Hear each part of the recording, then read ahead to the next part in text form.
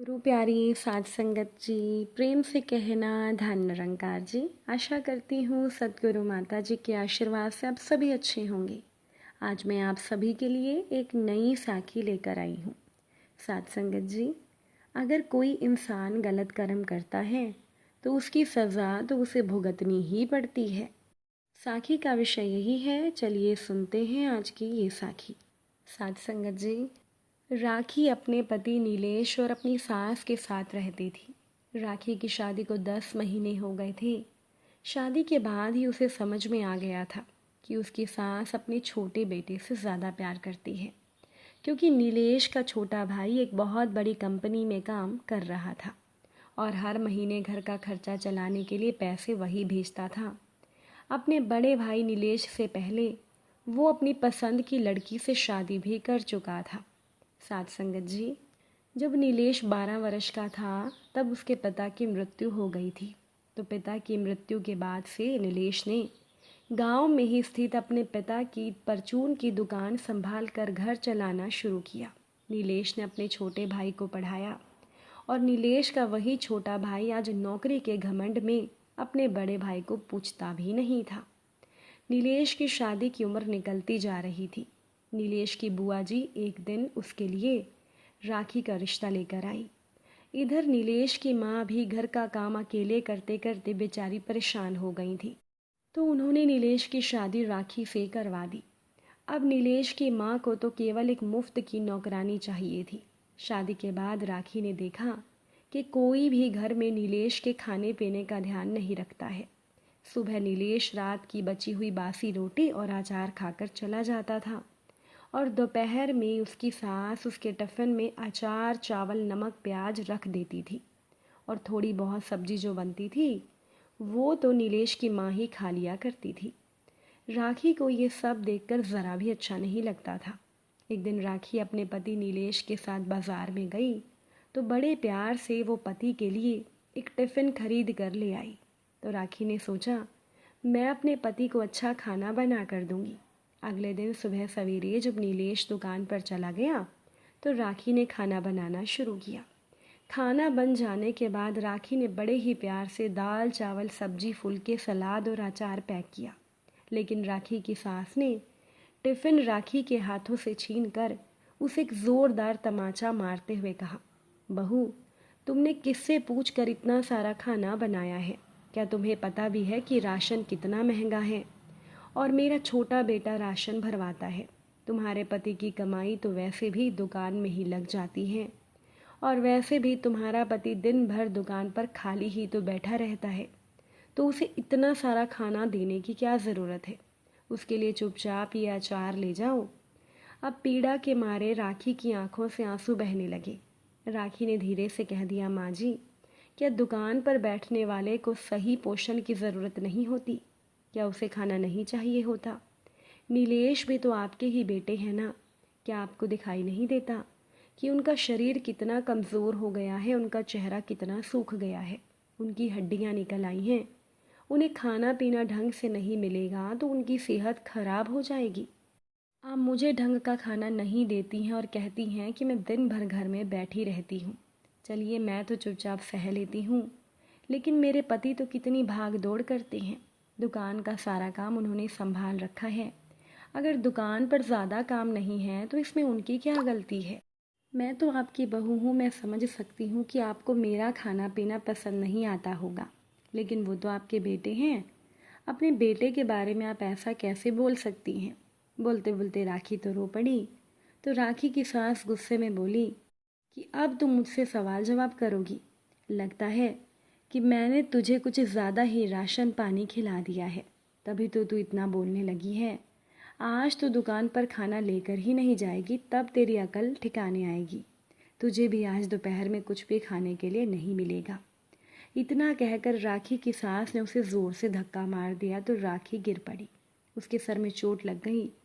वो अपने सर पकड़कर बैठी ही थी कि तभी सामने से उसे नीलेश आता हुआ दिखाई दिया। नीलेश राखी के पास आया और उसे उठाते हुए बोला, ये क्या? मेरी वजह से तुम्हें चोट लग गई। अब राखी हैरानगी से पति की ओर देखने लगी। तो नीलेश भरे गले से बोला, मैंने सब सुन लिया है। तुम किस तरह से मेरे खाने के लिए माँ को समझा रही थी, लेकिन वो मेरी माँ है। अगर वो ही मेरे बारे में नहीं सोच रही तो तुम्हारे समझाने से वो मेरे बारे में क्या सोचेगी। नीलेश की माँ गुस्से से बोल पड़ी। बहू के सामने तो मुझे नीचा दिखाने की कोशिश कर रहा है। नीलेश दुखी होकर बोला, माँ मैं किसी को नीचा दिखाने की कोशिश नहीं कर रहा। इसी दुकान के दम पर मैंने घर संभाला था। अब मेरी दुकान ठीक से नहीं चलती है तो इसमें मेरी क्या गलती है। अब बड़ी बड़ी और दुकानें भी खुल गई हैं और मेरे पास इतना पैसा भी नहीं है कि मैं अपनी दुकान बढ़ा सकूं। मेरा छोटा भाई भी कमाने लगा है तो तुम उसकी कमाई का घमंड दिखाती हो। लेकिन माँ शायद तुम भूल गई कि मैंने अपनी इसी दुकान के दम पर अपने छोटे भाई को पढ़ाया लिखाया, तो आज वो इस लायक बन पाया है कि वो शहर में जाकर नौकरी कर रहा है। अगर रुपए पैसे ही मान सम्मान और प्रेम का पैमाना है तो फिर ठीक है माँ। अब मैं भी तुम्हें ज़्यादा पैसा कमा कर दिखाऊंगा।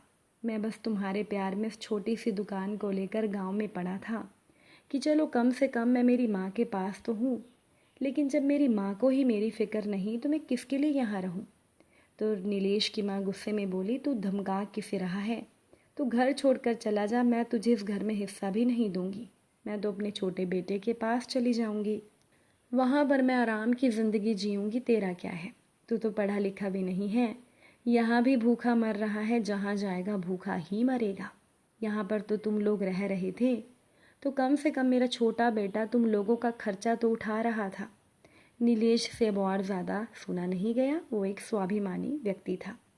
इस तरह से बार बार अपने स्वाभिमान पर चोट होता देख उसका मन बहुत खराब हुआ। और आज जब उसकी पत्नी का अपमान हुआ और उसकी माँ ने उसे इतना कुछ सुना दिया तो गांव में माँ के साथ रहने का अब क्या मतलब था। तो नीलेश सर झुकाए अपने कमरे में जाने लगा। उसकी माँ गुस्से में बोली, पहले मुझे दुकान की चाबी दे, तू कहाँ जा रहा है? वो दुकान मेरी है। नीलेश ने गुस्से में अपनी जेब से चाबी निकालकर माँ की हथेली पर रख दी। तुरंत ही नीलेश कमरे में गया। पीछे पीछे राखी भी कमरे में आई तो नीलेश राखी के गले लगकर फूट फूट कर रोया। वर्षों से दबा हुआ लावा आज बह निकला था। नीलेश कहने लगा कि मैंने हमेशा अपने परिवार को प्राथमिकता दी, लेकिन जब मेरा मुश्किल समय आया तो मेरे परिवार ने मुझे अकेले छोड़ दिया। नीलेश रोते भी जा रहा था और वो अपना सामान भी पैक कर रहा था। राखी भी पति की मदद कर रही थी। थोड़ा सा ही सामान उन लोगों का था। जल्दी ही उन्होंने सामान पैक कर लिया। नीलेश सामान बाहर निकालने लगा तो उसकी माँ गुस्से में बोली, जा तो रहा है लेकिन दोबारा मेरे पास रोते गिड़गिड़ाते हुए मत आना। नीलेश ने कुछ भी नहीं कहा। उसने जाकर माँ का आशीर्वाद लिया और अपनी पत्नी का हाथ थाम कर वो घर से बाहर निकल गया। वो लोग सड़क पर खड़े होकर ऑटो का इंतज़ार कर रहे थे तो राखी परेशानी में बोली, लेकिन हम जाएंगे कहाँ? नीलेश ने कहा, तुम चिंता ना करो, अभी मैं तुम्हें तुम्हारे मायके छोड़ देता हूँ। मेरा एक दोस्त शहर में काम करता है।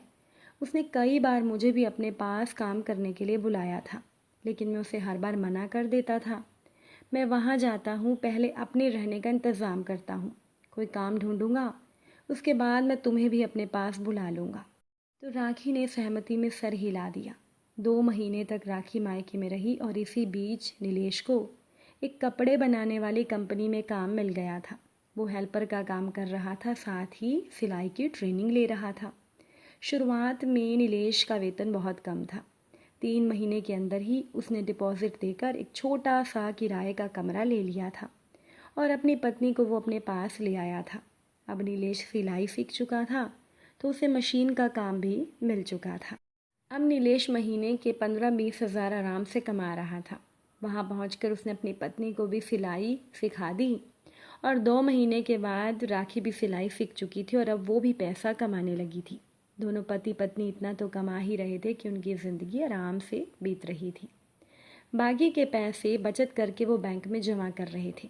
देखते ही देखते उन्हें शहर में रहते हुए 5 साल हो गए और अब उन लोगों ने लोन लेकर एक घर भी ले लिया था। वहाँ पर वो आराम से रहने लगे थे।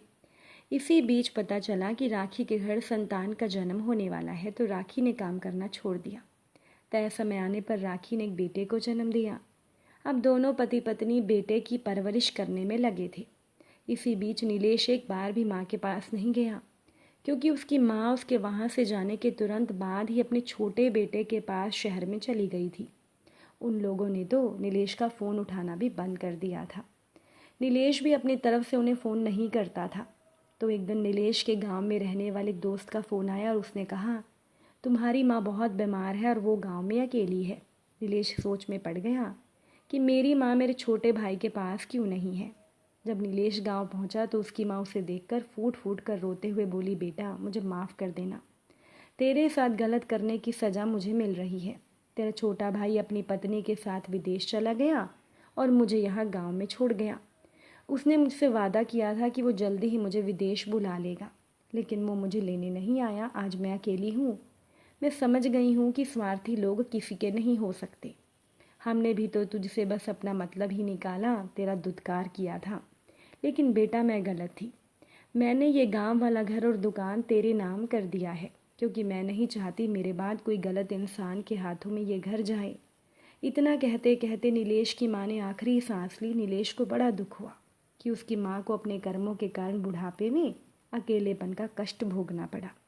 लेकिन नीलेश की माँ ने फैसला ही गलत किया था तो सजा उन्हें भुगतनी ही थी। उधर नीलेश का छोटा भाई जो एहसान फरामोश निकला था, वो विदेश में जाकर व्यापार करने लगा।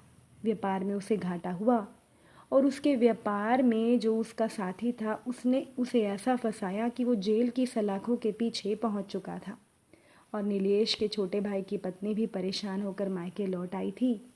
नीलेश के छोटे भाई के जीवन में एक पल का भी सुकून नहीं था और नीलेश ने अपनी मेहनत के बल पर ईमानदारी से जीवन जिया। तो आज नीलेश के पास दुनिया की हर एक खुशी थी, लेकिन उसे अफसोस बस इतना था कि उसके परिवार ने मुश्किल समय में उसका साथ नहीं दिया। और जब उसके परिवार पर मुश्किल समय आया तो वो चाह कर भी परिवार के लिए कुछ नहीं कर सका, क्योंकि नियति ने ऐसा खेल रचा था कि गलत करने वालों को उनके किए की सज़ा तो मिलनी ही थी। साथ संगत जी, अगर आज की ये साखी आपको अच्छी लगी हो, वीडियो को लाइक शेयर ज़रूर कर दीजिएगा। आप सभी से फिर मुलाकात होगी नई साखी और नए विचारों के साथ। साथ संगत जी, प्यार से कहना, धन निरंकार जी।